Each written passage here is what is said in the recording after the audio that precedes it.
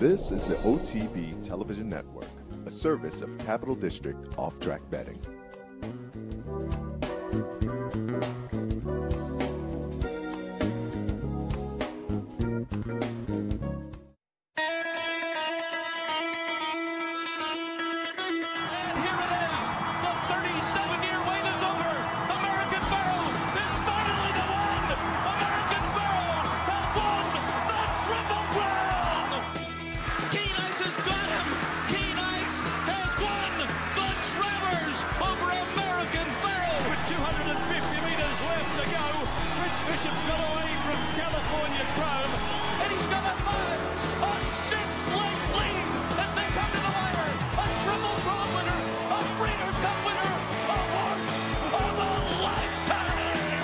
Broadcasting live from the Capital OTB studios, this is Racing Across America with Seth Merrow.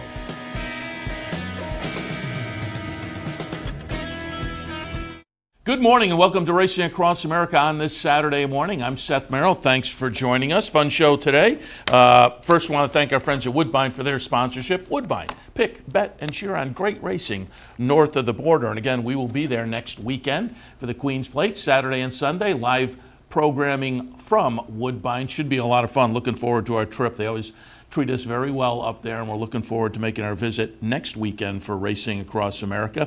On today's show, we'll be joined a little bit later by Tommy Amos. He has Lone Sailor in the Ohio Derby today out at Thistledown. Recorded that interview yesterday, and as they say, that'll come up in a few. And then Craig Bernick will join us, president of Glen Hill Farm, owner-breeder, but also he's on the board of kind of a brand new organization. I was interested to hear a little bit more about it, the Thoroughbred Idea Foundation, which, as the name suggests, they're looking for some ideas to move the game forward. So as I say, I thought we'd reach out and get a little bit more info on this, what is fairly brand new organization. So that'll come up after the bottom of the hour. But top of the show, we'll talk some stakes action, including the Ohio Derby, but we'll also look up at Woodbine and out at Santa Anita with our friend Ellis Starr, national racing analyst from Equibase. Ellis, good morning. Good morning. I'm glad you're not asking for my picks for Ascot. Are you a big Ascot guy? Well, I don't think anybody that watches American racing can't be excited by 30-horse field. I mean, it's just, it's phenomenal, the kind of value you get when you 7-2, 4-1 favorites, and $800 exactas. So I'm an Ascot guy on that perspective. Yeah. Did you have anything clever today?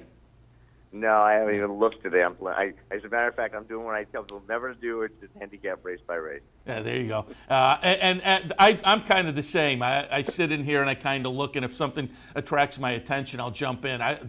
These are definitely handicapping puzzles, though, as you say, with the field size.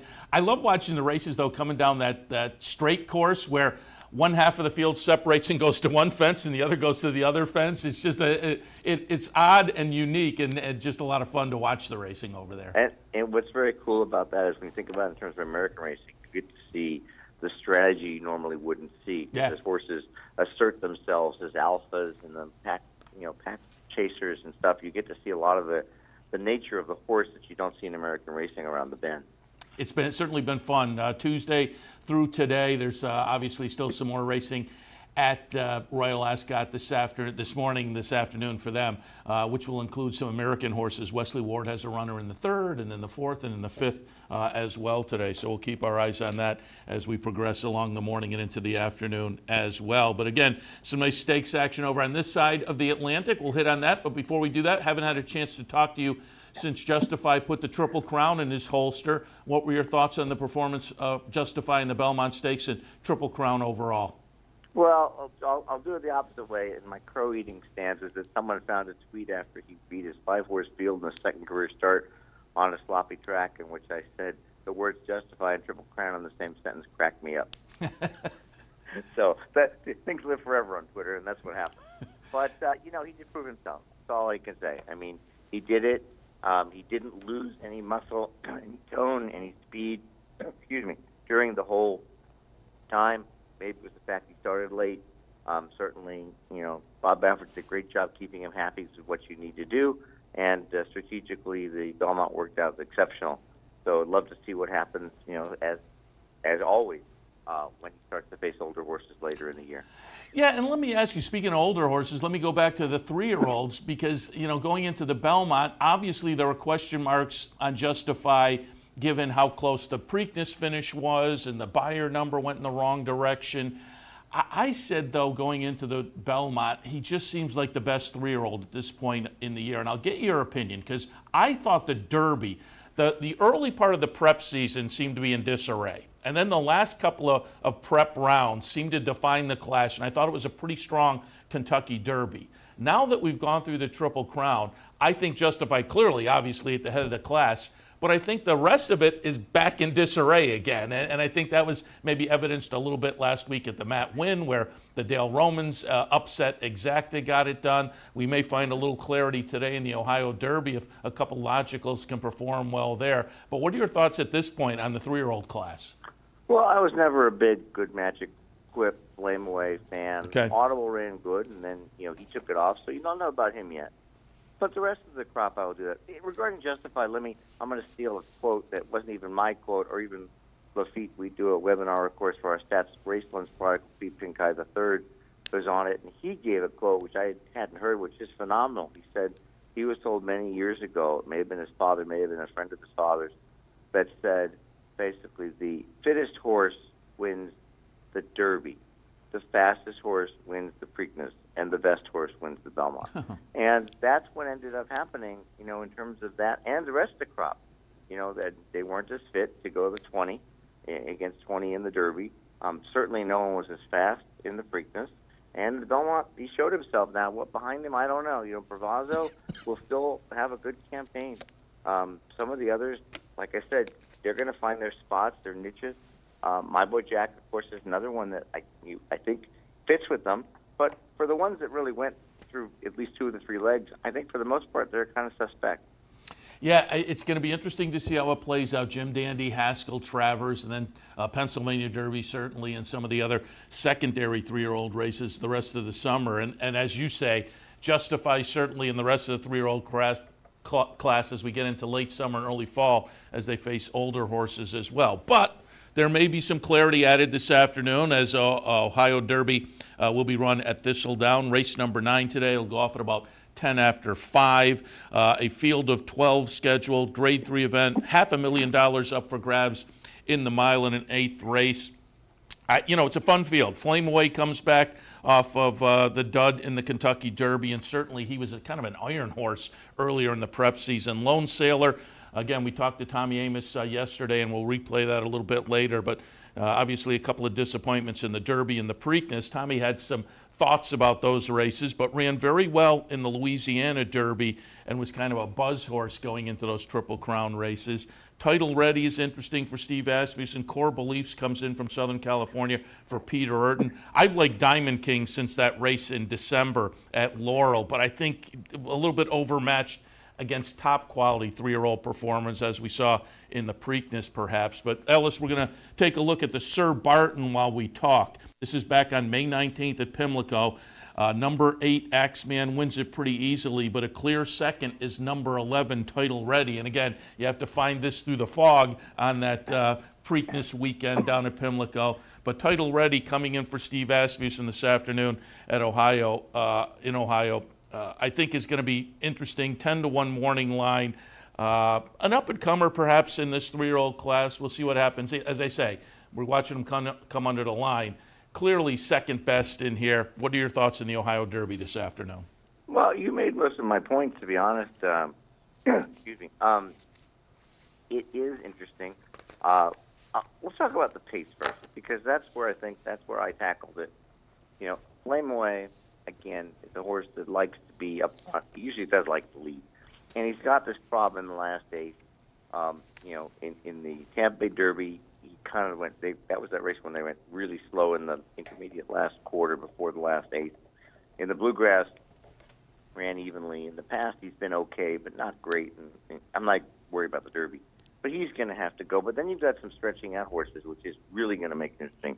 You've got the outside horse, Last Drop of Wine, and I'm not sure why he's in the race. He's just 2 for 11 in his career. He's a claiming level horse, claimed for $30,000 in December. But stretching out, he's going. There's no question in my mind. And it puts Flameway in an interesting position. Core Beliefs is going to press. I don't think he needs to leave. I'm not positive. His only win came wire to wire. And last time out, he pressed, drew away, and then blended this and nailed him in the Peter Pan. I have 4 of them here, 2, 8, 10. Machismo, the other Luch horse. I think he's there to ensure a pace for Luch's other horse, which is Takedown, because Takedown's a deep closer. And even though Machismo could win, he's still a maiden winner only. I don't know what the race did. He didn't show speed in his other races, but I think that might be the plan, is to put him on the lead. In any event, you got to think who's going to sit second. And Title Ready is one that could probably fall into a third or fourth trip, as could Core Beliefs. And Lone Sailor is going to be coming from last. And the rest, as you mentioned, Diamond King's a nice horse, but he looks overmatched against even these. Trigger Warning is another one that may have a shot. He's stretching out. He'd probably be off the pace, but I don't think he's this good, even though Candy Rides do run a lot of dirt route stakes. One of my stats I ran, Stats Race Lens, was last 5 years, 22% dirt round stakes winners for Sons of Candy Ride. So it's pretty good. I like Title Ready when he won his, put on blinkers and won at Oaklawn, first start of the year. And they put him in the Rebel. He went to the lead with Jose Ortiz. We thought that was the good strategy, and it was good. He ended up fourth, and then fourth in the Northern Spur. And second behind Axeman, who, even though he ran badly last week, went third as the heavy favorite. Wasn't a bad race. What's great about that race is third place finisher Prince Lucky, excuse me, came back to win the Easy Goer and improved nicely. He went from an 81 to a 102 equibase speed figure. The Axeman, of course, ran third. The fourth and fifth horses didn't run back, and the sixth horse won. So it's a key race. And that's why I like him. I don't think a 10 to 1 is going to hold up, Seth, but I think that he's going to get the best trip sitting third or fourth here off speed. Core Beliefs, I just think he's a really nice horse. He's just coming around late, but that's second to Blended Citizen, 4 clear of the next horse in the Peter Pan. At 9 furlongs was good. It was the best last race equibase speed figure race in the field at 108. I would give a look to Okratos, just to mention him, by the way, if he had run on dirt. He's Patio Prado of the Spicetown mare, so he's bred to run it. He's been working at Woodbine. He's raced at Woodbine. He's never raced off turf for all weather. The trainer's 2 for 15 on dirt the last 2 years, dirt routes. They both came at Fort Erie. I don't like trainers. Trainers got to have an ability to take a horse that's never run on dirt and run on dirt, but I wouldn't argue with him either way.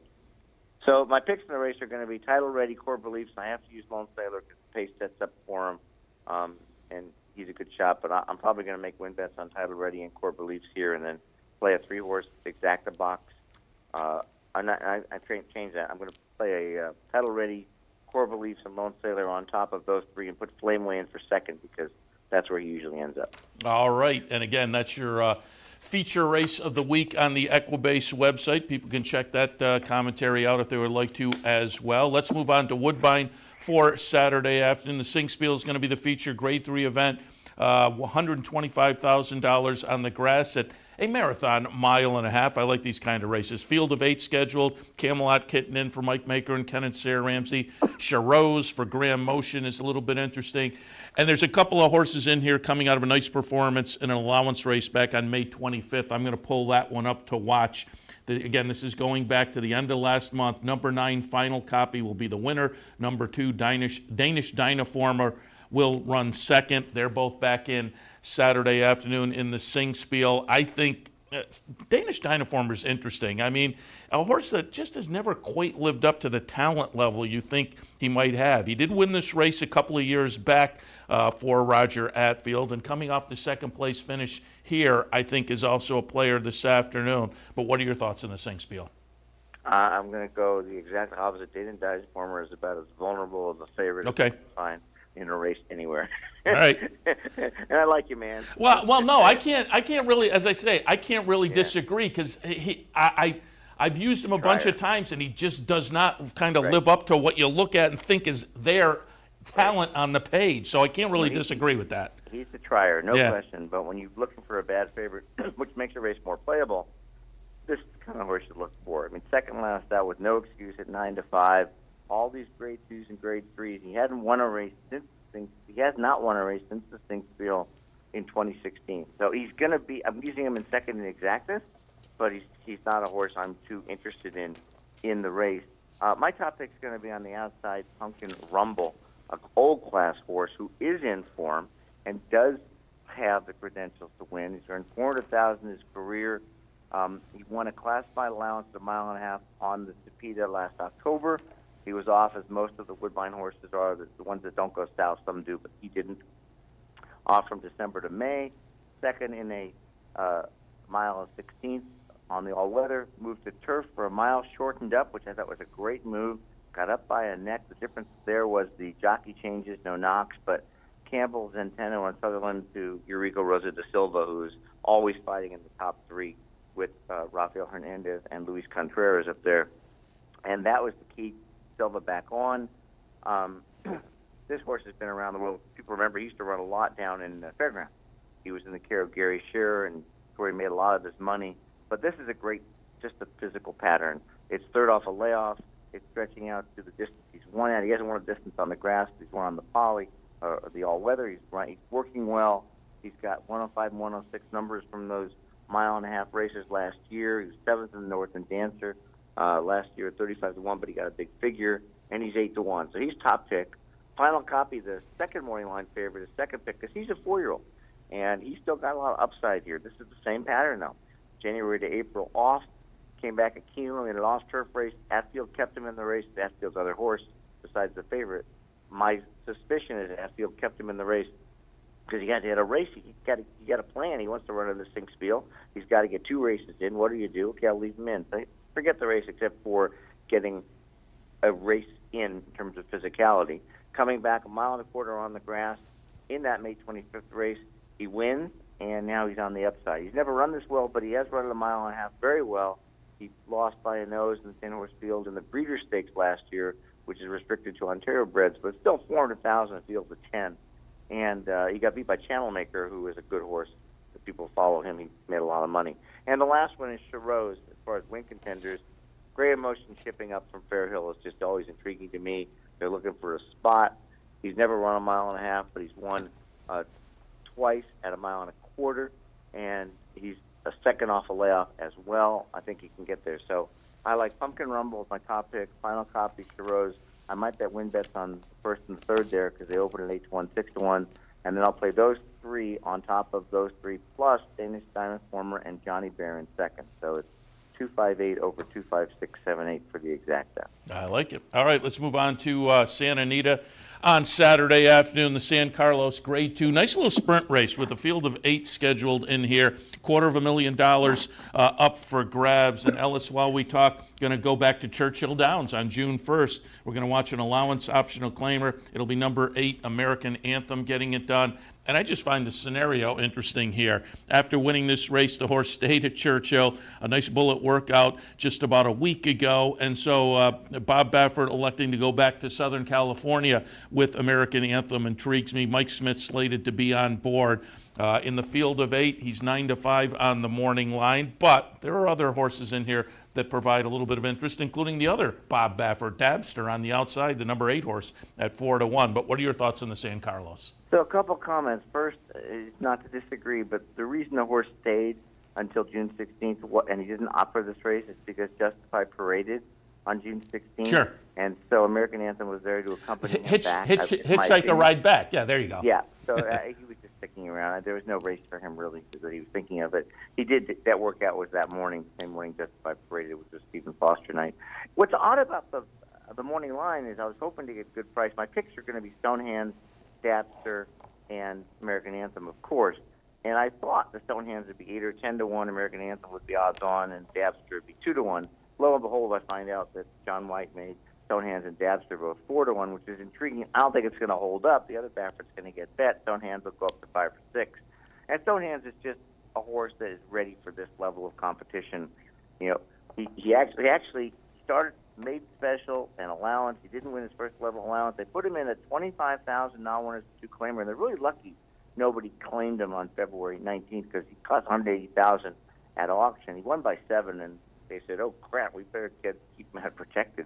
And then he runs very well. He doesn't really win the first 2 allowance. He loses by 3/4 in the neck.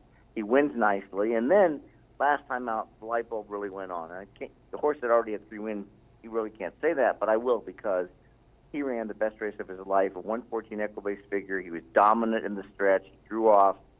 He rated kindly in 6th, which he hadn't really done before.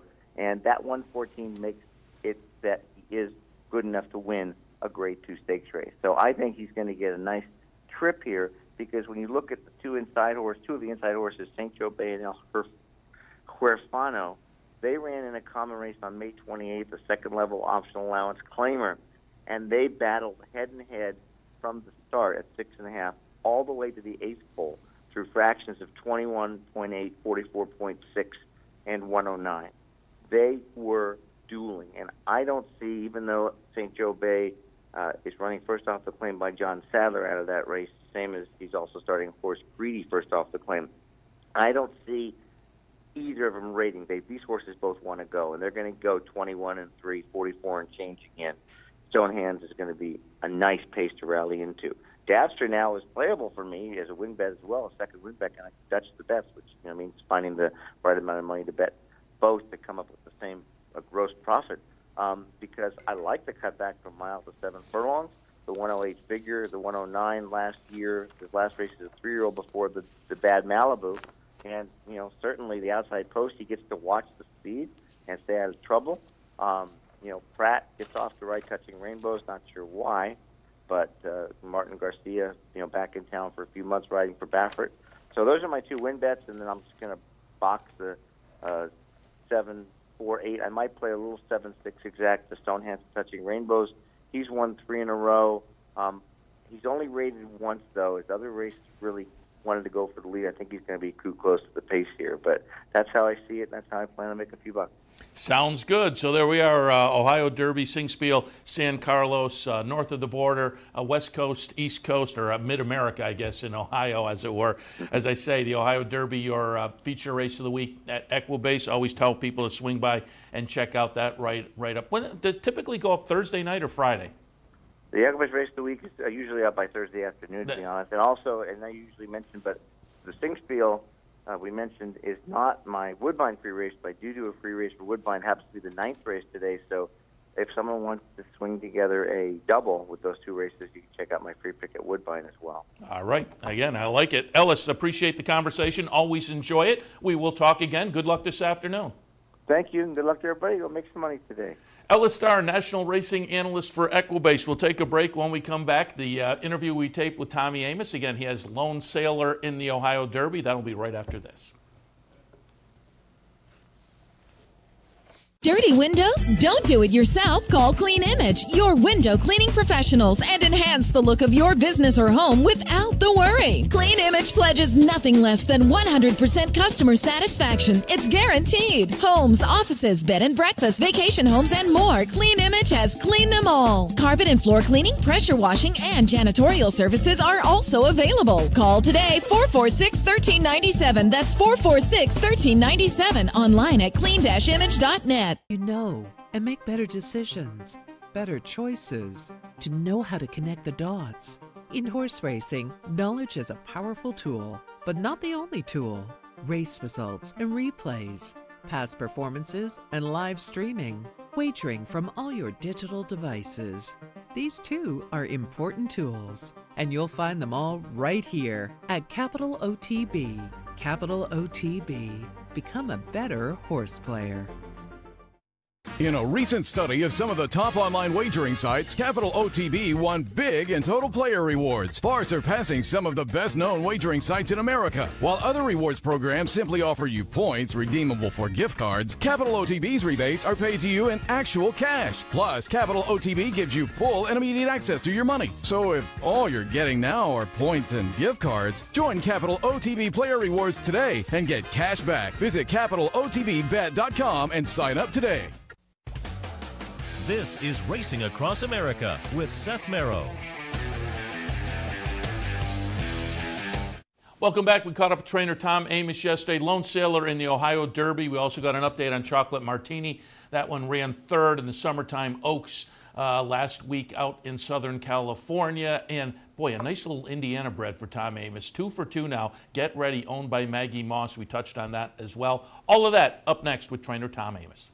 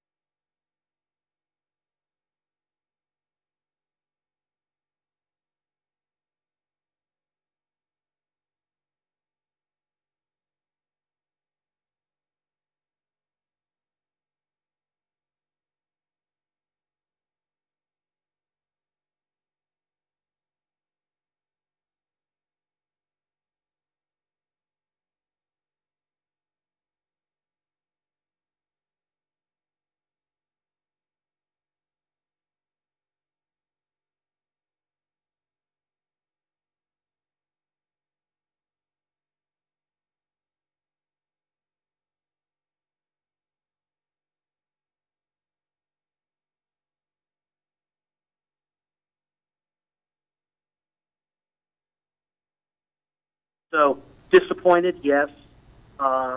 Hopeful and encouraged, thinking that we'd run better in the Preakness. The Preakness is a hard race to describe because even being there, I couldn't see it. The fog was that bad. All I can tell you is where we broke and where we finished, and we got beat a couple of lengths to justify. And really, quite frankly, when you got 5 horses within 2 lengths of each other, which was the case on Preakness Day, it's hard to say you're looking at 5 champions of the division. So I know watching Justified train as it did at Churchill Downs all spring long from Derby all the way through Belmont, that Justified just, was not his enthusiastic self going into the Preakness. I think we saw a down performance by him, but he sure came back and ran well in Belmont and trained that way too. So, can you say Lone Sailor is 2 lengths behind Justified? Maybe not. And you brought in the Louisiana Derby. You've got to talk about, because Lone Sailor made the lead in that race and then gave it back up to a horse that's passed. So there are people out there that are going to question that and say, does Lone Sailor want to go this far, this 1 1/8 in the Ohio Derby on Saturday? And I think the answer to that is that Lone Sailor is an immature horse that's really learned how to run in the last 2 months. We're looking forward to tomorrow and showing not only ourselves, but anybody else that's interested that we're an improving 3-year-old. I have to ask you this. You look at the PPs, and as you alluded to, that the fog certainly demonstrated it, but both the Derby and the Preakness were off tracks and decidedly so. So I looked at the weather forecast. It looked like there may be some rain tomorrow in the Thistledown area, but the horse did break the maiden up at Saratoga over a sloppy track. So what are your feelings about a potential wet track tomorrow? Well, I think it's what you're going to get. I've been watching the weather closely myself. Thistle is a very safe racetrack, and it reminds me a lot of New Orleans. So I'm not concerned with it, and I actually think Lone Sailor is a horse that's not bothered by the slop at all. He runs through it. As you know, he comes from back, and he's got to take that dirt in his face. He's never shown any adverse side effects of taking a heavy dirt or a slop in the face. So I don't think it hurts us. If anything, it may help us a little bit.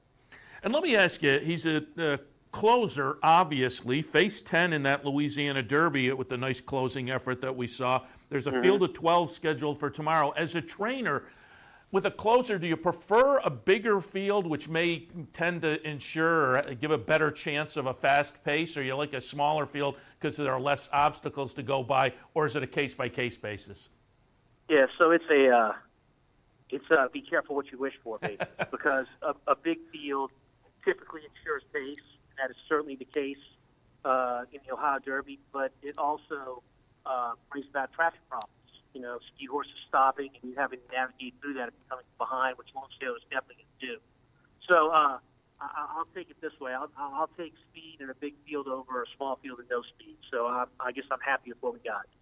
Also have to ask you about the workouts. It looks like he's coming into this in great form. The June 3rd, June 11th workouts down at Churchill, both bullets, and that June 3rd best of 64. So it looks like in the mornings he's showing you he's ready to roll. He is. He's sharp. He's been sharp in his workouts. He's been sharp in his gallop, too. So, he's a horse that demands a lot in training. And sometimes when horses demand a lot, it's tricky because you can knock them down without realizing they're doing it. What I like about going into the Ohio Derby is I feel very comfortable that even though he demands a lot in his training, he is a horse that's, ready to fire, and it seems really sharp for me right now. Who do you look at as your main opponents? I mean, Flame Away comes in for Mark Casse, title ready for Asmussen. I think Core Beliefs coming in for Peter Urton from Southern California also looks intriguing. Who do you have the target on? I think the Urton horse and the Asmussen horse are the horses to beat this race. And I'm going off memory, but I know at least one of them is pace dependent and likes to be, show the way. So that's good. That horse is going to be hurt a little bit. I see a great deal of pace in there.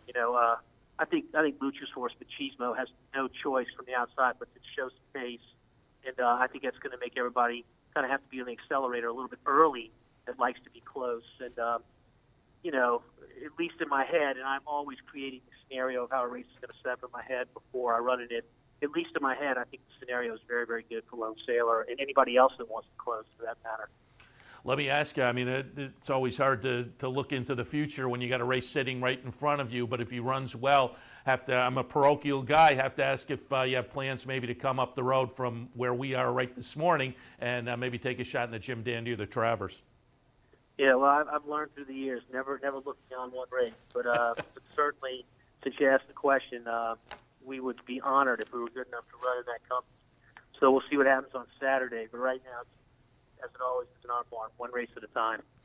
All right, let's shift attention. We wish you a lot of good luck with Lone Sailor at the Ohio Derby, but I want to go back to last week because you have a nice 3-year-old filly, too. Interested to know what her plans may be going forward. You shipped west with Chocolate Martini, and we're going to take a look now for her in the Summertime Oaks last weekend. She's going to run third. She won the Fairground Oaks a little bit earlier this year.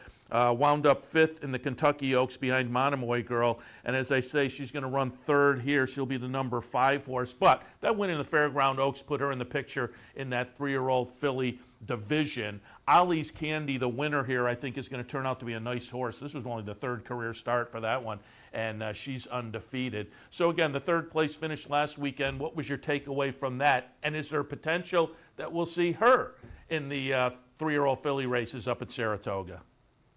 Yeah, I think in a word, disappointment. Yeah. The race at Santa Anita was not, on paper, a very difficult race, at least in my opinion. As soon as we didn't break well and we found ourselves behind the group substantially, I could tell we were going to get a flat performance. Down the backside, she made up ground willingly and got in good position, but there was just nothing left that last, quarter of a mile in the race. And so, you're immediately asking yourself, what did I miss? It was a trip out there, of course, and in a surface that she hasn't been on, and perhaps that's part of it. You could say that she's had a lot of hard racing. That would be accurate between the Louisiana Oaks, the Fairgrounds Oaks and the Kentucky Oaks. Where do we stand with her? Well, physically we know she's fine, and she looks good. And so we're going to try and change the things up in training and try her again. But there's a real possibility, and we accept this, that she just needs a little break. And if it doesn't go right for us in the next race, that's what we'll do. And if we find out that it's something else and she runs a race, then we're going to be back on track and going to try something nice with her. Yeah, you have anything in mind for the next race? There's a spot, Indiana Grand Office in Oaks on July the 12th. That time is pretty good. But she literally just got back on the track at Churchill today. It was her first day of gallop. She looked good doing it. She has to tell us. The signs all have to be there. She has to look good. She has to feel good on the track. She has to be eating up well. All the things that lead us to believe it's time to put her in the entry box. But that is a possibility. How far is Indiana Grand from Churchill, your base? Because I know when we contacted yesterday, you said you had about 6 hours to Thistle Down, and I know you run a lot of horses at Indiana Grand. How far is it between Churchill and Indiana Grand? It's about an hour and 45 minutes. Yeah, okay. And if you've never been there, it's a terrific track. The fans are enthusiastic. They love racing. It's a fan-friendly racetrack, and the racing is good. I mean, you look at a race there, and you read the trainers' names, and you'll think you're looking at something at Churchill Downs. Yeah, we talked to Nancy Holthus quite a bit about Indiana Grand, so we pay attention to that with some regularity, certainly. And that leads me into a perfect segue into one more horse I wanted to talk to you about that has raced out at Indiana Grand. And we're going to take a look just last weekend, a little allowance race for a 3-year-old filly, Get Ready, owned by Maggie Moss, trained by you. And this is the second career start and the second win. Get Ready looking pretty good in the first couple of starts of the career, winning by daylight. Get Ready, here's the 2-horse, 2-5 favorite, wins by a chart margin of just under 4 lengths. Talk a little bit about this one. Got to the races on May 23rd, broke the maiden in the career debut at Indiana Grand. Now, both of these races were against state breds out in Indiana, but I'm guessing, given the way the horses performed, Open Company probably is in her future sooner rather than later. Yeah, I think so. Look, a sharp purchase by Maggie Moss from a pinhooker named Terry Farmer, who really sold us a nice filly. Watching that replay specifically and looking at Get Ready and what's in her future, the one thing you'll see, and what I look for when I'm watching a horse run in terms of do we want to stretch out, do we want to keep sprinting, is the style the horse runs in. When you watch Get Ready's last race, you're looking at a horse that takes a while to shrug off her opposition at the head of the lane. But when she does, you see that the more she does, including the gallop out, the further she's extending away from these horses. So I don't think she's made the sprint, even though she's 2 for 2 doing that. And that style of race to the naked eye, to me, suggests further. So whatever we do next, it's going to be 2 turns. And we'll see if we can make that a pleasant reality and then go from there. Fun to work with Maggie Moss. I mean, you talk about an owner who is plugged into the game. Yeah, plugged into the game for the right reason. Yeah. She takes care of her horses. She pays attention to what the industry's doing, particularly as pertains to aftercare. She's actively involved. She not only talks the talk, she walks the walk with her horses. And I think that's important for all of us, not just Maggie Moss. I think it's important that each of us, whether we're trainers or owners, that we have a responsibility for the horses we care for. And when their career is over, it's not lost on me, and it shouldn't be lost on anybody else, that these animals, they give us our livelihood, and they deserve that back from us. We need to find them good homes and take care of them the way they take care of us. I know that's her mantra, and it's certainly mine. Yeah, well said. And getting back to Get Ready, what may be on the calendar for her? And I haven't looked at the stakes calendar out at Indiana Grand. Are there any state-bred stakes that you would slide into this summer? Yeah, for sure. Good. Indiana Grand has a great program for their state-breds, and the ones coming up, the next one is the distance and on the turf. Those are 2 commodities she's yet to do, go 2 turns or try the grass. So we'll be trying something new with her. But she sure seems to have some quality. We're looking forward to it. And I have mentioned Saratoga and seeing if some of your horses would be headed there this summer. But now on the human side, are you headed there this summer? Will you again be joining the NYRA team, Serling and company, for the Fox MSG broadcast this summer up at Saratoga? Well, I wouldn't do it unless I had horses up there. I'm going to have horses at Saratoga. And so, yes, I'm going to be a thorn in Andy's side. A very pleasant thorn as far as a lot of people are concerned. Now, Andy does a lot of talking on that show, and doesn't get called out very often, but I'm there to keep him in check. And I saw you were doing some of the NYRA broadcasts, obviously Triple Crown Belmont Stakes. What were your impressions of the Triple Crown and the win by Justify? I was down by the rail, and I would say I was also down by the rail for American Pharoah.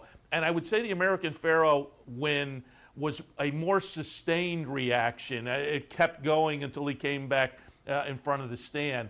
But I think it was just as loud and there was just as much excitement as they came down the stretch for Justify. Yeah, look, Justify was nothing short of brilliant that day. I thought he ran great.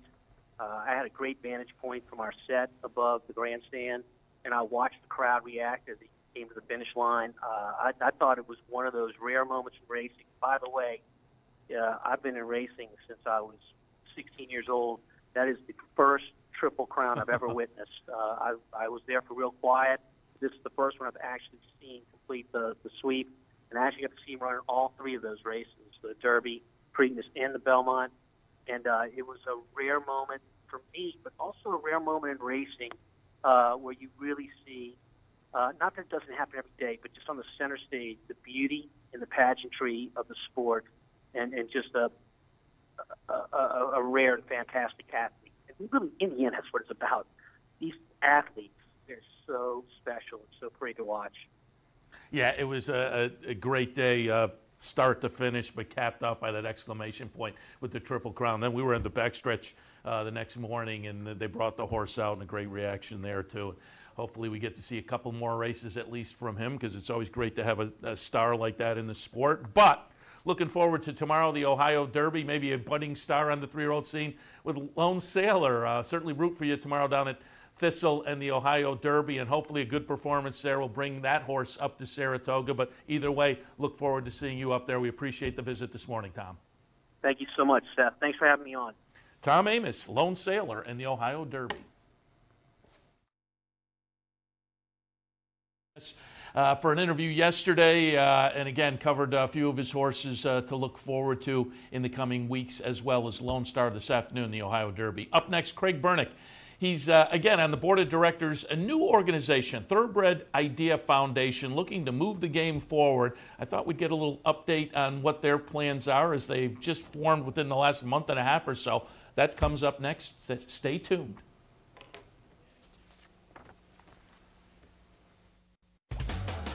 This is Racing Across America with Seth Merrow.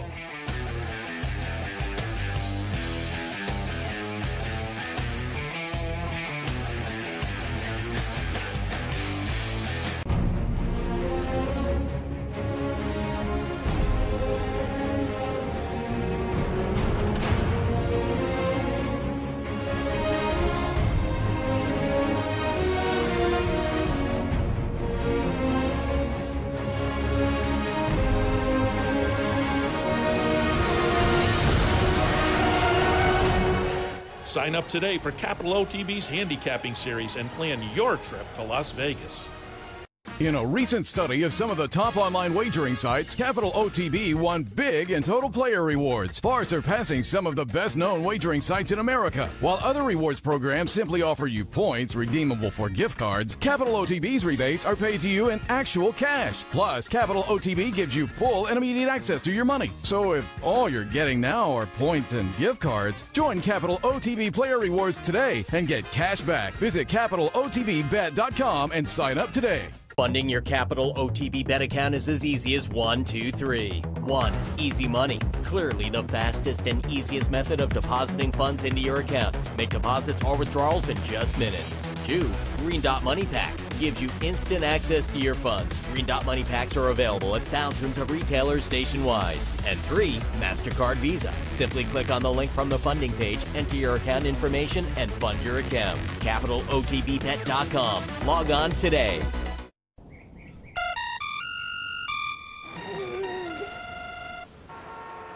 Come on. I want sales reports on my desk by Monday. Whoops. My bad. Love racing? RTN brings you every live simulcast on your home television, plus live video streaming and race replays on your PC and mobile devices. To order, visit rtn.tv. RTN, a breed apart. Welcome back to Racing Across America on this Saturday morning. I'm Seth Merrow, and happy you're joining us today. And as promised before the break, joined now by Craig Bernick. He's president of owner-breeder Glen Hill Farm, but invited him on this morning in another role. He's on the board of directors of the Thoroughbred Idea Foundation. And I guess maybe about a month and a half old is this organization, looking to move the thoroughbred racing game forward. I wanted to get a little info on that. Craig, good morning. Good morning. Thanks for having me on. Happy to have you on to talk a little bit about this, because when it was announced, I found it was an intriguing idea, and I certainly wanted to introduce the audience, if they hadn't heard, and folks who have, get a little more info on what the game plan is. Thoroughbred Idea Foundation, if there's a mission statement, what would you say it is? I think it's a customer-focused organization. There's a million sort of alphabet soup organizations in the horse business that represent breeders or associations, but really just haven't found anything that talks to the customer. So what we're going to try and do is align gamblers and fans and owners, look for issues that they can find commonality on, and try to advocate for those issues in the industry. I think, coming from the outside business world, the first thing we do is speak to our customers regularly, and I just find from having been in a lot of boardrooms in the horse business that we're always looking internally, and I think a lot of the best ideas are outside the room. So we wanted to start an organization that tries to help the business that way. As I say, I think it's an intriguing, really nice idea. And I'm wondering, what was the impetus for forming it? Again, you announced early in May the formation of the organization. Who got together, and where did the idea come from?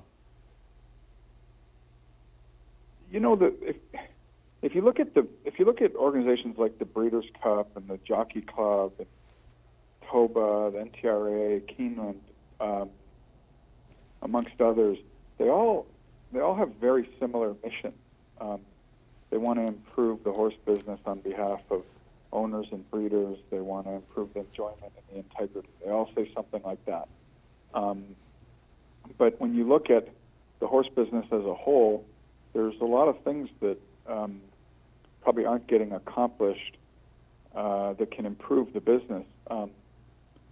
We started a wagering committee at Breeders' Cup trying to bring horse players into the conversation. I think they've been very helpful. And the hope with forming that committee was that if they could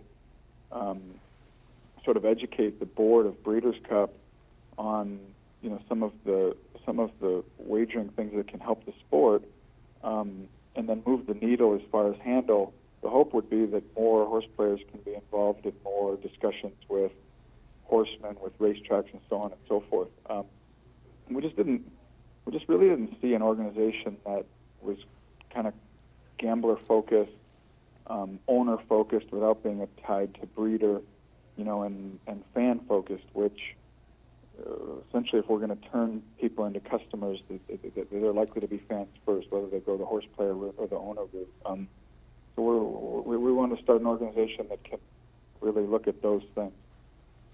And I looked at the board of directors, interesting, Jack Wolf and Gary Stevens, yourself, but the one that jumped out to me was Paul Matisse.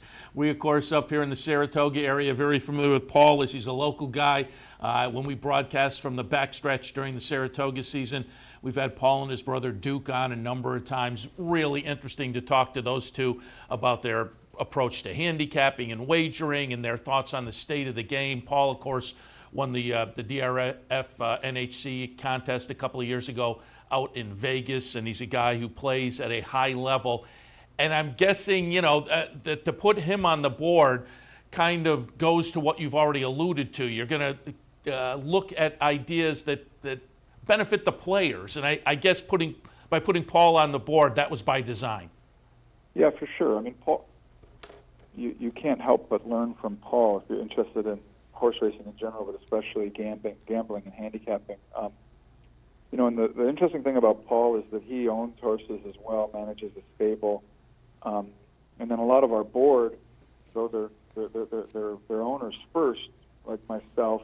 I gamble. Jack Wolf, he gambles pretty heavy. Justin Nicholson, he started Equestrian. He plays the handicapping championships. Gary Stevens, when he was not riding, he was working for TVG and HRTV, so you understand Betfair. The guy that's running the organization, Pat Cummings, he's a fan and gambler first. So we really feel that a lot of times the industry speaks to gamblers or or owners, but for those of us that do both, whichever hat we have on, we often are coming to the same answer to any question that comes up. I think something that's good for an owner is normally going to be good for a gambler, and vice versa. So that's why we put the group together that we have. Because Paul's obviously one of the foremost experts, if not the most, in the whole industry. But the rest of us have a healthy respect for gambling, and frankly, I don't see a ton of that in other industry organizations. So we wanted to really. We really want to focus on that. Yeah, I agree. The player a lot of times in the discussions is strangely left out of the mix as an important part of the whole. There's the industry itself, the racetracks, the business side, the owners. They put a lot of money into the game. Got to pay attention to them. But certainly the players deserve their place at the table as well. So I really appreciated to see Paul in the mix. Is the game plan to address kind of the big ideas, for example, coordinate post times around the country, or perhaps smaller ideas as well? Somebody says, gee, why can't I get a racing forum on a regular basis at my local racetrack? Or combine the two, as smaller ideas may play into bigger ideas. Yeah, I mean, I think they're both small and large ideas are important. The coordination of post times, hopefully lowering takeout, availability of accurate data for free or for more affordable cost as a way to help current customers. And then if we're ever going to attract the game to new people in this sort of environment, the way other sports are marketed, we're going to have to tackle that. The transparency as far as a way to get people to invest heavier, both from an ownership and a gambling side, is important. Technology, so I mean, those are huge issues. But then, of course, there's small tactical ones. Pat Cummings has an idea of, we see him at Breeders' Cup with the numbered saddle towels that people can identify horses training.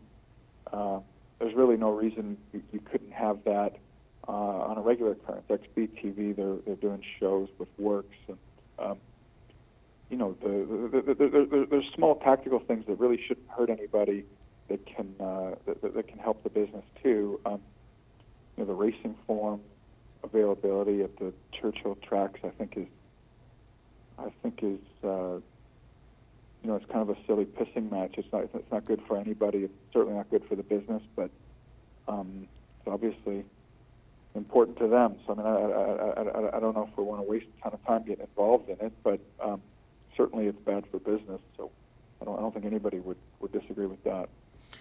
You mentioned Pat Cummings, and the workout towel idea is a great idea. Yeah, up at Saratoga, I'll be sitting in the press box, and guys like Mike Welch will be sitting in the afternoon still trying to figure out who they were looking at in the morning by the markings and calling up the trainer and whatnot. So if the professionals are still chasing it later in the day, it certainly makes it difficult for amateurs who at a track like Saratoga show up in large numbers in the morning all the time. So that would certainly play into it. But going back to Pat Cummings, it was last week you announced he would be the executive director. I've known Pat for years. It goes back to before his Trackist days. He was a regular on a couple of those old horse racing internet forums that were bouncing around. And during the Trackist days, and now with the experience he's had at Hong Kong, which has a whole different level of serving the customer, that I think he could bring back some great ideas. And I remember in the press box at Saratoga a couple of years ago, we were having a discussion, Pat and I, about improving the television simulcast signal. He whips out his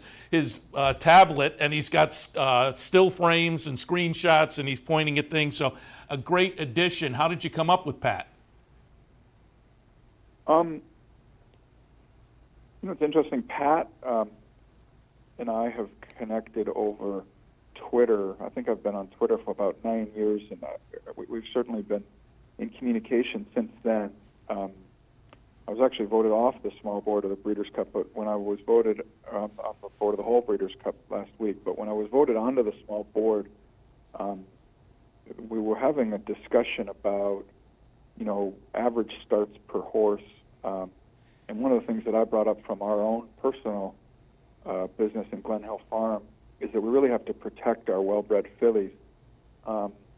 And if there was more of a conditions-based program where the horses had handicap weights, they would make a lot more starts, because once they break their maiden, a lot of times they aren't able to win a other than, or a lot of horses can't even win the first race. But if there was lesser races for less money against sort of equal competition, I think our starters would improve maybe by 30% a year. And Pat and I started talking about that, and we really saw eye to eye on a lot of things. And then where we disagreed, we understood each other's position, and we both got closer to the middle rather than sort of further apart. And Pat had mentioned that he loved Hong Kong, but if there was ever something that we had heard of back in the States, to keep him in mind. So when we decided to start this sort of customer-focused organization, Pat was the only person that I spoke to. And originally, maybe I was hopeful that he would come to run the organization, but I really wanted to pick his brain about ways to launch it. Who to put on the board. Maybe Pat would be on the board. And as we talked, he really became excited, and I did too. And he wanted to come and launch it from the beginning. And I really don't think we could get a better person to launch a customer-focused organization than Pat. I mean, he's got the respect of fans. He's got the respect of gamblers. He's very optimistic about the business. Everyone likes talking to him. He's really a great ambassador for the sport.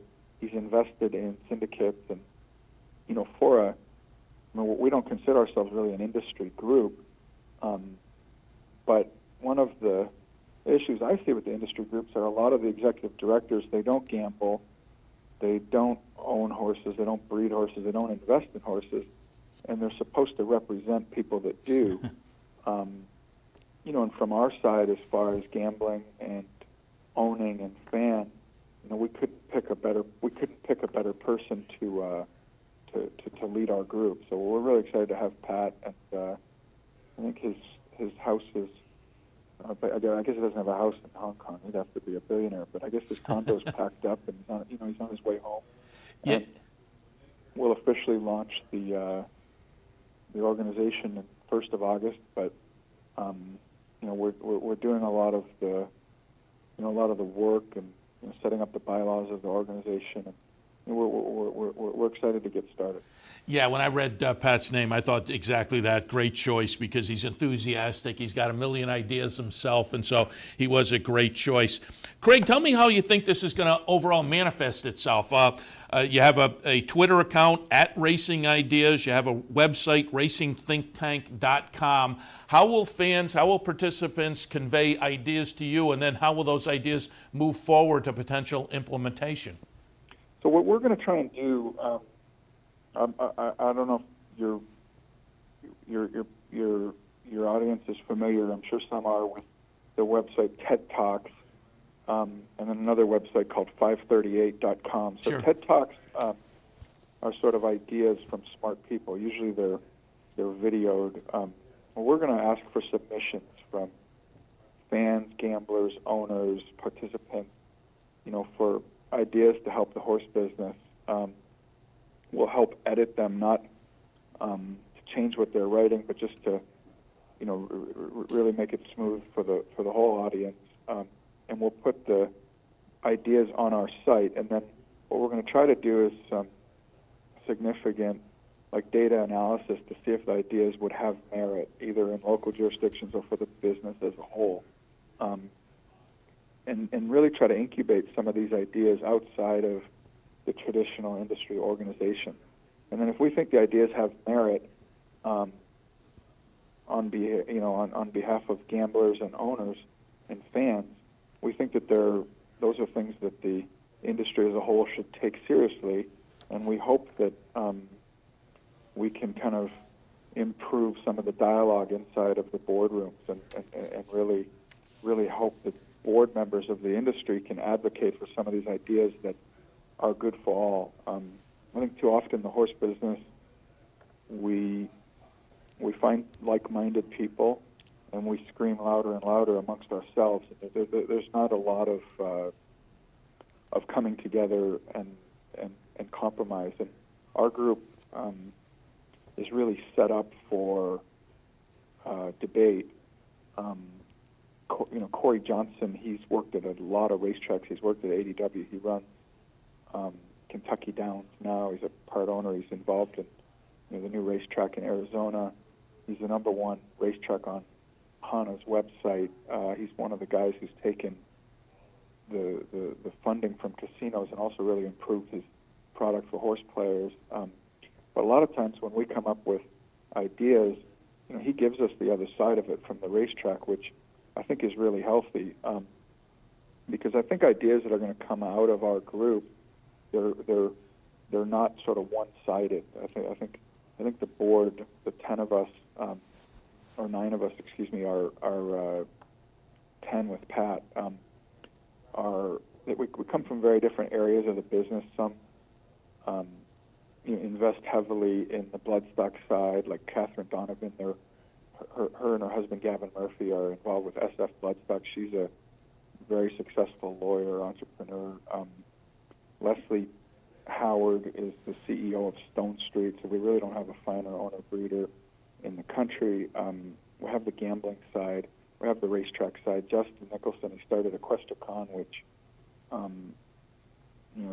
I wish somebody started it 20 years ago, but it's great that they started it last year. Jack Wolf, he pulled everyone together to start the Thoroughbred Aftercare Alliance, which has been a really good organization, kind of born out of a messy situation with all the different aftercare companies. So we've got people that have are heavily invested in the business, have improved the business,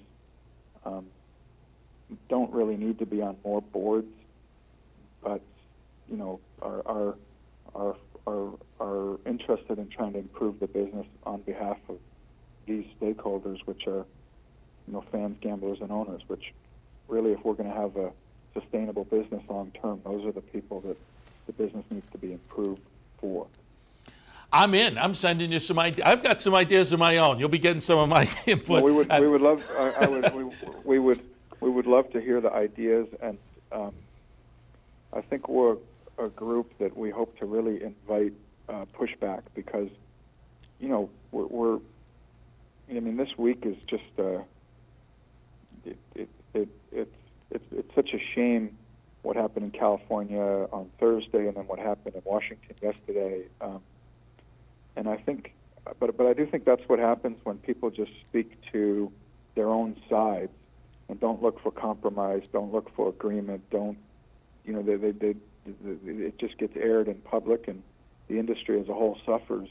And we don't get to issues like lowering takeout, eliminating breakage, and I really think there's a lot of smart horse owners out there. If you explain to them the opportunity with lowering takeout and eliminating breakage, that money can come back, we can have a sustainable revenue model, I think that they're going to get it. But they're so caught up in some of these other debates that are obviously hugely important, but unfortunately we've been fighting them for,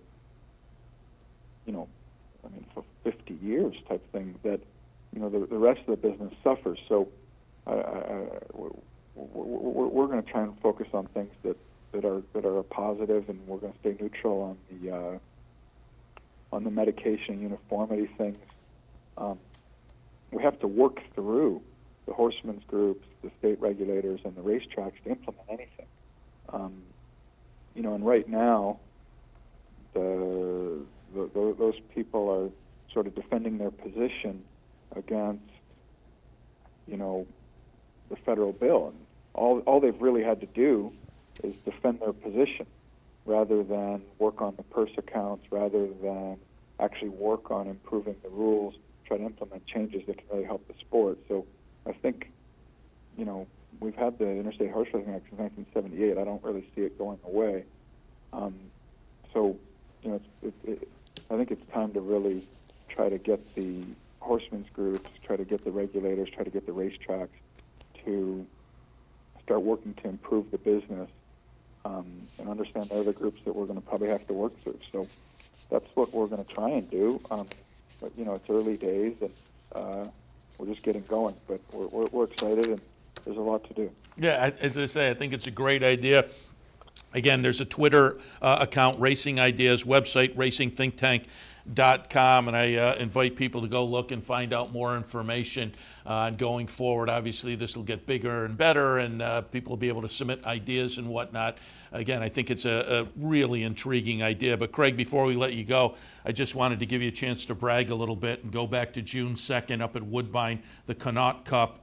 It's going to be, we're going to watch the stretch run here. Number 1 Caribou Club is going to win for Glen Hill Farm. Tommy Proctor training. This was a follow-up win to a nice win down at Laurel in the Henry Clark on April 21st. So a couple of starts recently, a couple of wins for Caribou Club.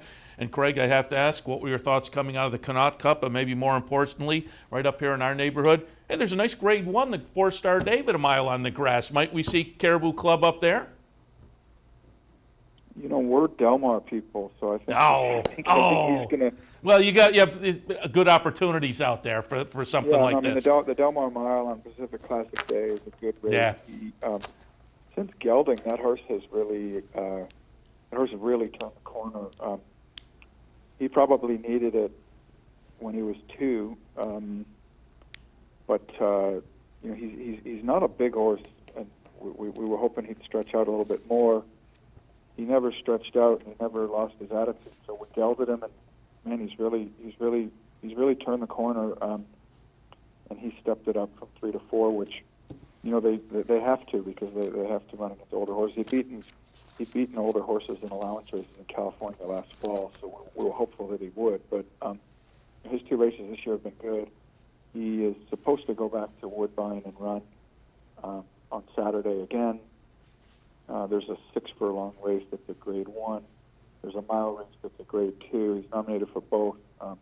We'll probably lean towards the mile race, just because kind of coming out of that race, he's going to go back to a mile. But next Saturday, Queen's Plate Day? The 30th, yeah. Oh, okay. We're in town doing some live broadcasting, so we'll be looking for him. Yeah, no, it's a great day of racing, and he's turned into a pretty nice horse, so we're excited about him, and hopefully he can run well next weekend. Yeah, nice. So as I say, we'll look for him up at Woodbine next week. Craig, got to wrap things up. We appreciate the conversation. Yeah, and we wish you just a lot of good luck going forward with the Thoroughbred Idea Foundation. Great idea. Okay, appreciate it. Thank you, guys. All right, Craig Bernick, again, Thoroughbred Idea Foundation, Twitter handle at Racing Ideas, website racingthinktank.com. Seems like as they move along, you'll be able to give your input if you have some ideas out there, and we'll see what happens going forward. But again, really interesting, good, intriguing idea. Tommy Amos a little earlier with Lone Sailor in the Ohio Derby, and we kick things off talking some stakes action with Ellis Starr, national racing analyst from Equibase. Do want to remind you, today there is a Fan Appreciation Day at Big G's. So swing on by Whitehall, noon to 5. Give us our chance to say thank you to you. Next Wednesday, there is a $100 NYRA Pick 5 bankroll. More information at the website. The bonus for Churchill continues through this month. More information at the website on that. And Bet 50, Get 50 also continues through the month of June. Again, more information on the website. Next week at this time, we will be live from Woodbine. Looking forward to that, both Saturday and Sunday morning, live OTB TV from Woodbine, Queen's Plate weekend. Again, really looking forward to having some fun up at Woodbine, where they treat us very well. Speaking of Woodbine, thanks to them for their sponsorship. Pick, bet, and cheer on great racing north of the border, Woodbine. And they'll be in our mix this afternoon, as I'll be back in a couple hours with OTB Live for a Saturday afternoon. Don't forget, Royal Ascot is underway. I think the third race has already gone off. I didn't see the results. Wesley Ward had a horse in there, the number 27 horse for Wesley Ward. Did you guys see what in the control room, see what the Ward horse did? Yeah, the American horses, Wesley Ward had Shang win the other day. That's been the only American that's gotten it done. But a couple more opportunities coming up. Race number 4, which is still to come at Royal Ascot. We're looking about 10 minutes away for that one. He has Bound for Nowhere. Currently it's 6-1. Wesley Ward, Joel Rosario, Bound for Nowhere, an American entrant. And then in the 5th race this afternoon, he also has, where was it? Oh, Undrafted, the number 8 horse. So in the upcoming 4th race, number 1, Bound for Nowhere for Wesley Ward. And in the 5th race, number 8, Undrafted. Wesley Ward and Frankie Dettori on board that one. So stay tuned to OTB TV for those races from Royal Ascot. And then during the afternoon, obviously, the usual suspects, Belmont, Woodbine, and much, much more. As I say, I'll be in with OTB Live. Wrapping things up, we've run late, but it was an interesting show this morning. Hopefully you enjoyed it. Don't forget, you can always watch the replay by going to our YouTube channel as well. I'm going to wrap things up, be back in tomorrow morning for more Racing Across America, an hour and a half or so, OTB Live. We'll see you then.